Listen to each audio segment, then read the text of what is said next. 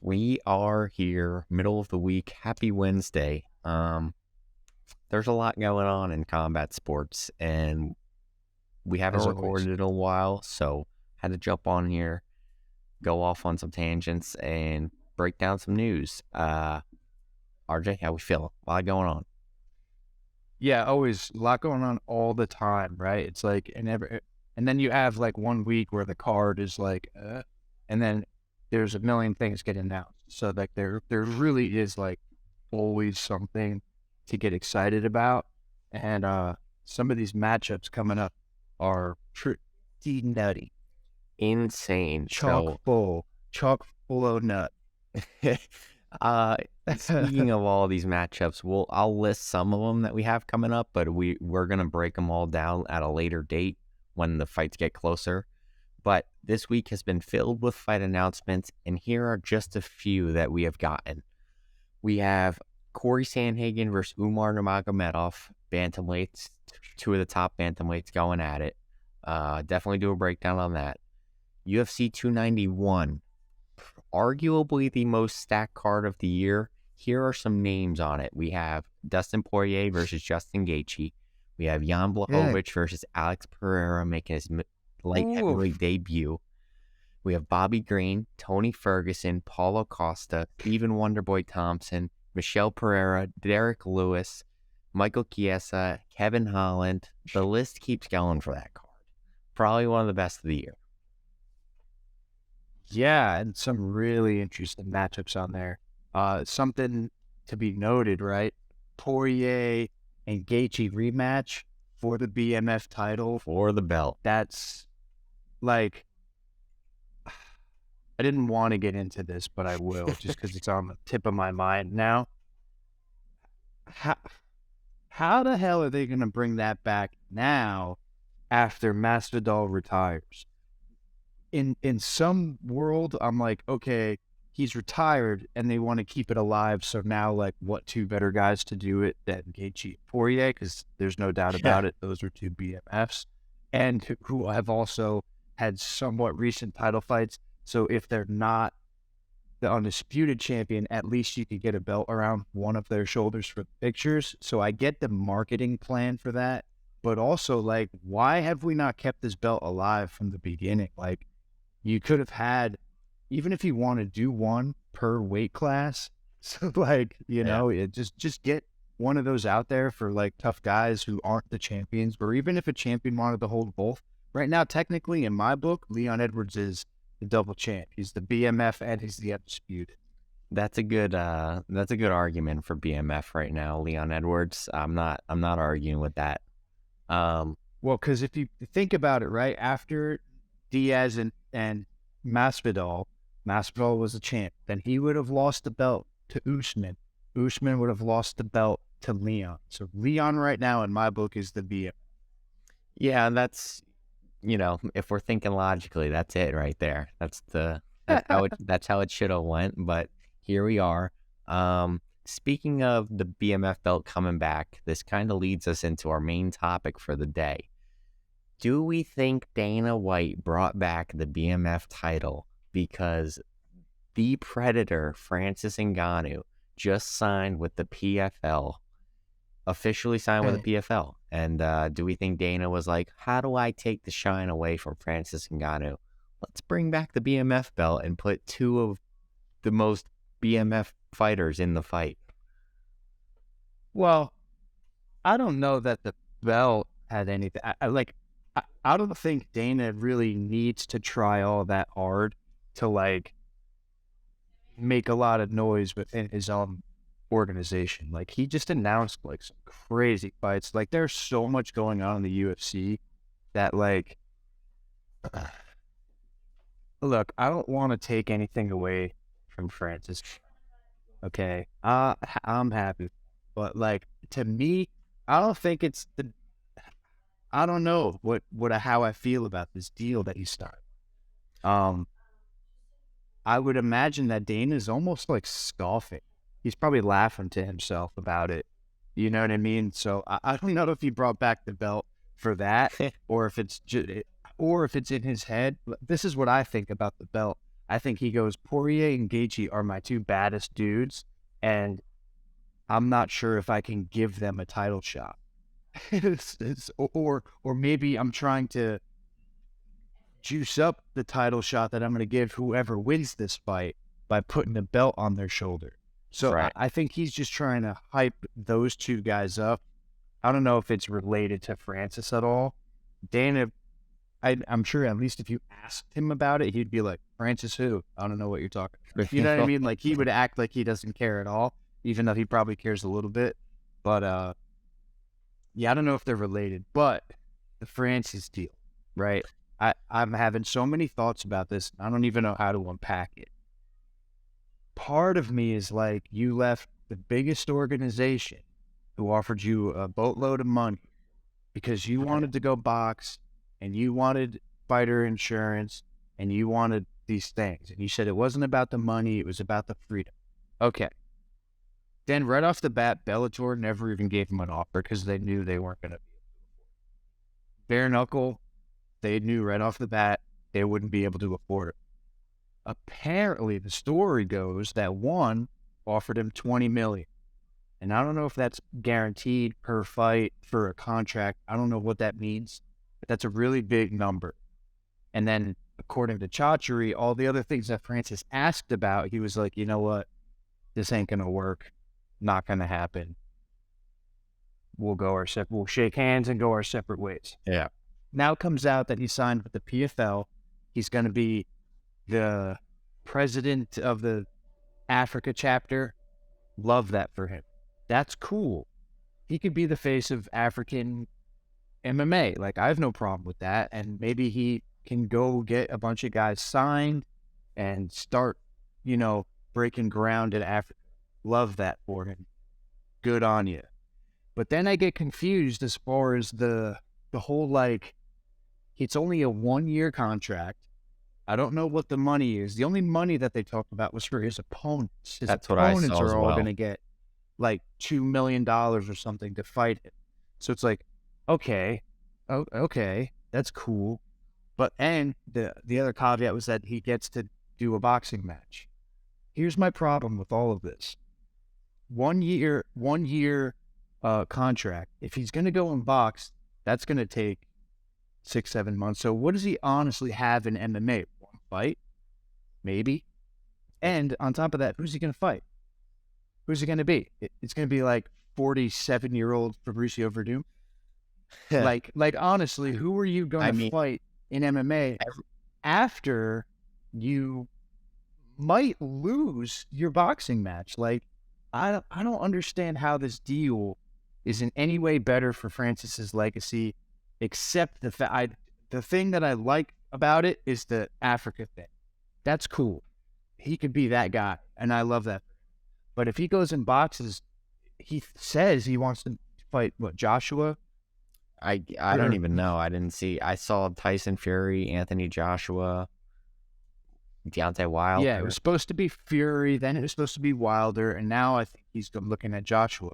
Look, bro, I don't think you want to box any of these guys.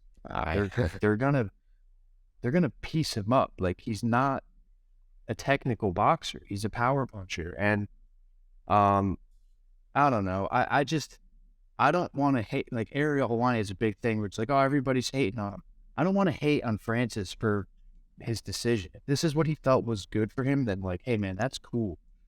In my mind, though, it's like the legacy you leave behind as a fighter, all the biggest things you could have done were the Stipe trilogy, John Jones, maybe Pavlovich, maybe Tommy Aspinall, and then retire the greatest ever with $50 million in the bank. Like, everything could have been easy, bro.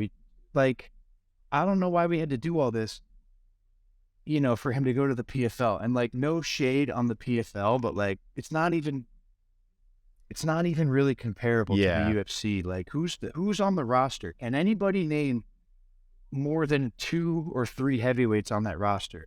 And then subtract the ones that were, like, retired UFC fighters, and it's like, you definitely don't know any of them. There's, like, the one Russian guy, he's, like, pretty good. I don't even know his name. Who are you gonna fight there?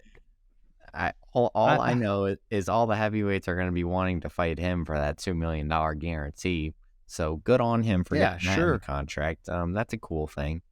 Like you said, the Africa thing sure, is a cool thing, but like you yeah, said, this really probably should have all been avoided. There was a very clear, straight path with the UFC where you could fight the best guys ever, beat them, and cement yourself as one of the greatest ever, and retire with all the money you could ever need in the world. yes. It really is. There's a lot of questions with this deal, but I mean, if there's one thing we can say, he's not unemployed anymore. Go ahead. I see you want. Well, no, yeah, just because before I forget it, right? It's like, you know,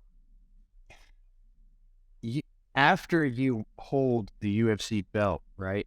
Like that's when you can get the sponsorships and make the changes that you, or at least try to make the changes that you want to make.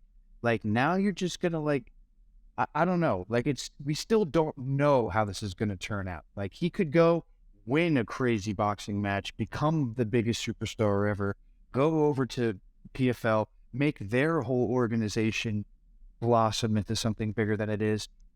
Or see, this is the big thing. This is either going to be a home run or it's going to be a strikeout. There's no like in between for this. The PFL is now risking big time because check this out. Like, do you remember Affliction, the promotion? Yes, I do. I do. Not vividly, but I'm aware. A lot of like good guys fought for them, and what happened was it was like they were trying to do this thing where they're like, oh, let's get all these big name fighters, and we're gonna try like, oh, we'll pay you twice as much as the UFC. Well, this is the problem when you start making guarantees like whoever fights Francis is getting $2 million. Well, what happens if that card doesn't really sell? Well, now the PFL is out their ass. They will lose their fucking shoes on this deal. So it's like, unless Francis does something incredible in his boxing fight and makes everybody want to see him fight in the PFL, now all of a sudden the PFL is going to owe lots of money. And if nobody buys that card, the company can go under. Like, and that's exactly what happened with Affliction. They got all these guys, they wanted to pay them all this money. Well, all it takes is one show not to do that well, and now the whole place goes bankrupt. So it's like that's why it's funny. Like people are like, "Oh, the UFC should pay more." It's like, well, there's a reason that like most fight company organizations go out of business within 2 years, and they've been around for 30. There's a reason for that. And can they pay their guys more? Yes, of course they can. But the PFL's young, man, and they're paying these guys a lot of money, and it's like now Francis is coming in and going, I don't care what tomato can you feed me. He's getting 2 million, and it's just it could be a very potential dangerous financial move for the business. It Yeah, might be a bad business decision. yeah, because essentially they're putting all their eggs in Francis Ngannou's basket. That's what they're Yeah. doing. They have no Yep. second option. They don't have another Francis Ngannou name. And not to hate on the PFL or any of the guys in the PFL, but Francis is one of the biggest draws because of what has happened and what has transpired. But if he goes out and loses his boxing fight, like you said, it's going to fall apart.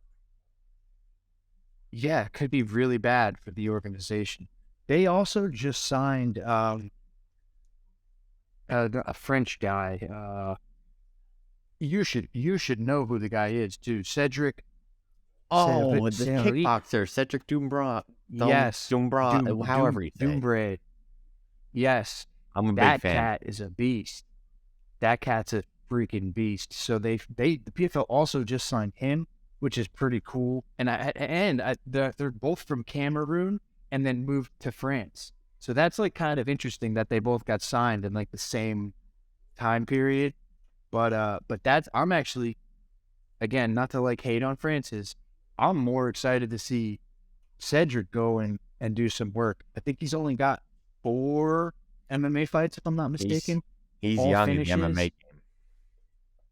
Yeah, but he's a killer. Like Oh, I a know. two, yeah, oh yeah, 2-time glory kickboxing champ, welterweight. He's got like 5, 6, 7 title It- defenses, something crazy.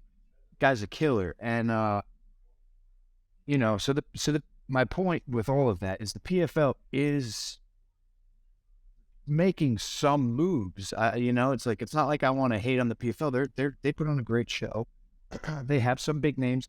I actually really like the PFL's format, how they do the tournaments, and like I like that. But with that being said, it's like they took a big risk with Francis, and Francis took a big risk too by like his options slowly just started going away. So I don't know if his big power play from the beginning was to go with the PFL or if this sort of turned into like his last good option. Granted, they did give him some of the things that they made, they sweetened it a little bit for him with the Africa thing. He's like the face of that. And I forget, there was something else. The 2 million for his opponents, like I'm sure that made him feel like he won somehow for fighters' rights, even though it so isn't. You know what I mean? Like, uh, uh it's funny because they probably just took the 2 million that they would have given Francis, instead of giving him, An extra instead two of giving mil. him 6. Yeah, they're just gonna give him 4 and give the other guy 2. Like it's just kind of funny, but And um, there's a lot. There's a lot to unfold here, and well, you brought up a good point. Like how much of this was he was gonna go with the PFL regardless, and how much of it was everybody else said no, so I have to do something. And you have to ask yourself this question. I think that latter part might be more correct because everybody was turning him down. One, UFC obviously was not going to work out. Bellator never going to work out. So what options did he have left? Bare knuckle didn't even offer him. Yeah, There's not many other organizations that would be an option for him. right. The only ones that could, like, honestly, truly afford him are one in the UFC. Obviously, PFL's given him something good because he signed with it, right? But one in the UFC, they've been around. They have the millions of people following them. So, like, those companies, are good for their paychecks. um, one seems to, or I'm sorry, PFL seems to have a good track record as far as like paying their employees, you know what I mean? Or their contractors, if you will. But, you know, it could get kind of hairy when you have to throw around these really big numbers. It's like, it all depends on how many people watch, you know what I mean? And if people aren't as excited about watching Francis as he thinks they are, it might get ugly for PFL. Yeah, and there's only one person to blame. It's their golden goose that they just signed because they're giving him all the money. They're giving his opponents all the money. So if he doesn't go out there and sell these fights and make it entertaining and make people want to watch, then what? And you just hit the nail on the head. Sell the fights. Francis is not the guy to get on the microphone, to go do all the extra interviews, to talk a little shit, to get people excited. He barely even. It sounds like he took NyQuil before he talks to somebody on a, and it's like he's half asleep. You know what I'm saying? It's like he's so soft spoken, and look, dude, I'm kind of like that too sometimes. I respect the fact that, but I'm not trying to sell fights. It's like if you want to be the biggest fighter in the world, like you have to talk that shit. And it's funny because this will actually lead us into the next thing a little bit. Notice how he's chirping at John Jones all of a sudden. It's like he's trying to make his move seem relevant by like chirping at Jones. Maybe I might be off base with that, but look, these guys were on a collision course, both of them, right? And then, but we finally get Jones back after years of waiting. Finally get him back, and this is when Francis decides to go somewhere else. Now Francis signs a whatever deal, again, might turn out great, might lay an egg. But now he's talking about Jones, and it's like, you can't fight. It's So not why happening. are we talking about Jones? It's like you're using. I don't want to say it's like he's doing this, but it feels like he's using John's name to stay relevant in like the overall MMA scene. And granted, John was throwing some stuff at him, and Francis is throwing it back. So like, I understand that they're doing this, but it's like, yo, why are we doing this? Because you guys would have had this opportunity, and we didn't get the fight.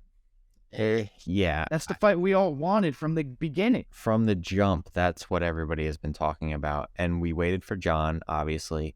And Francis signed with the PFL, and then they start going at it with all this beef. And Francis said something along the lines, I don't know how deep into the Twitter beef it got, but he said, then cross the street, as in like cross to the PFL from the UFC. John signed 7-fight deal with the UFC, and that was a long time ago. We know John is locked with the UFC probably to the end of his career. He's not going to fight 15 more times. He's already at the later part of his No. career. He'd signed a 7-fight deal. He's locked with the UFC. He can't. He's there. So if you want to fight him, you have to be there. You were a free agent. Look, even if even if John could go to the PFL to fight Francis, why would he want to do that? The guy was the youngest UFC champion to ever live. Still holds that record, by the way.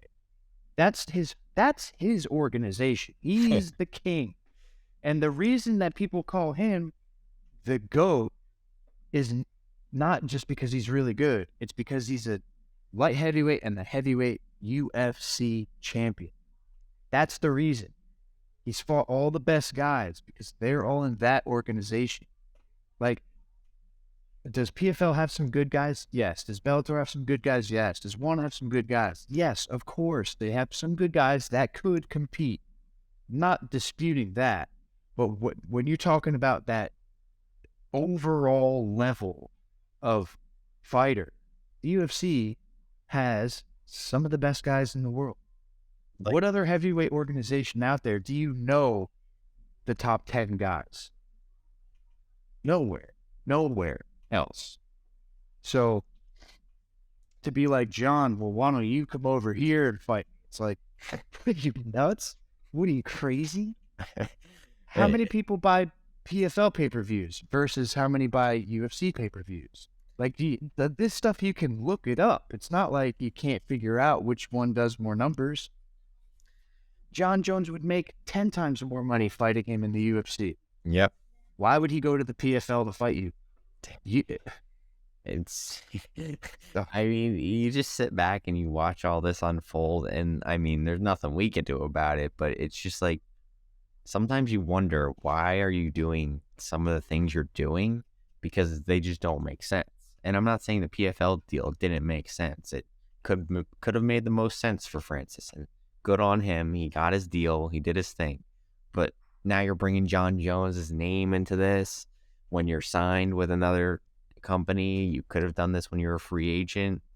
It's questionable. And maybe he's trying to sell himself now, but you're doing it with someone in a different organization who you'll probably never end up fighting. Yeah, I mean, you could have just signed like a 1 or 2 fight deal with the UFC for the $8 million guarantee. Got the Jones or the who, could have gotten the big fights. If you win those, then you go try to box Tyson Fury or Deontay Wilder, Joshua, and then it's like, then you can, dude, Francis isn't young. Like, that's the other thing. No. This guy does not have another 10 years like he does. And, not for nothing, he's gotten better over the years, but also, like, I think there's not enough time to fill some of the holes. And if he gets somebody, that can avoid 1 or 2 power shots and take him out of that game plan, it's like, dude, I just don't know if I would have gambled like this if I was Francis. I would have taken the big fights.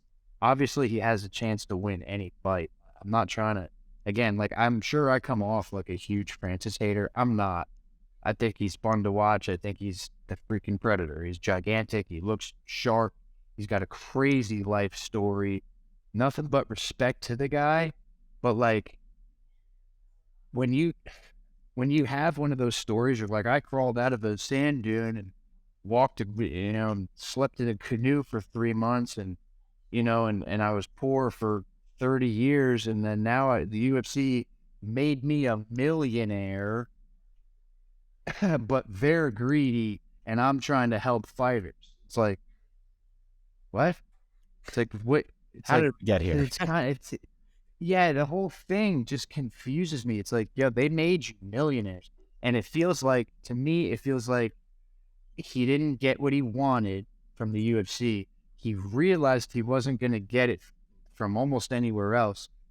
PFL is kind of his last chance. And it's like they agreed to give his opponent $2 million. So he's like, okay, I'll take that. It's like, well, what happened to you're standing on your morals? I mean, they don't have health insurance, right? Like, what happened to, all these things that he was listing off, demands that he was asking from the UFC? He didn't get any of that.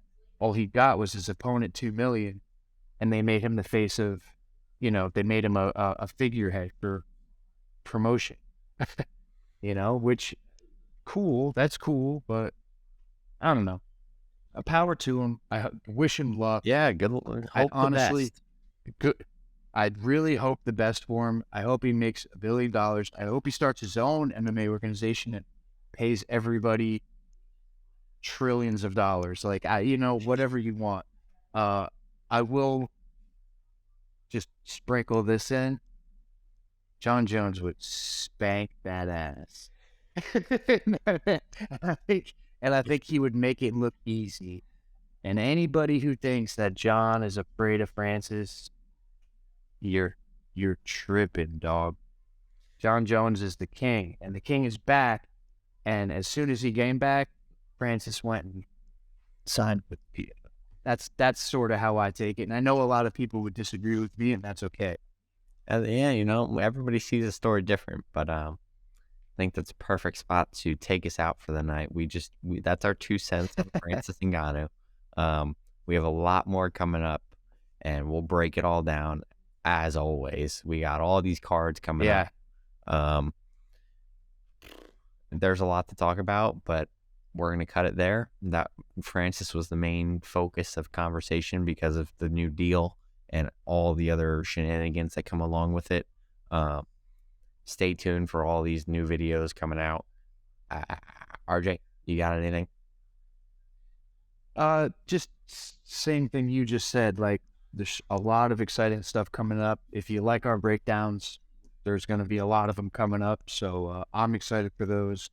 And again, just to end it on the Francis thing, like, I really do wish the guy luck, and I hope he goes down in history. I hope we can all say, wow, that was a good move. Good luck. Good luck, Francis.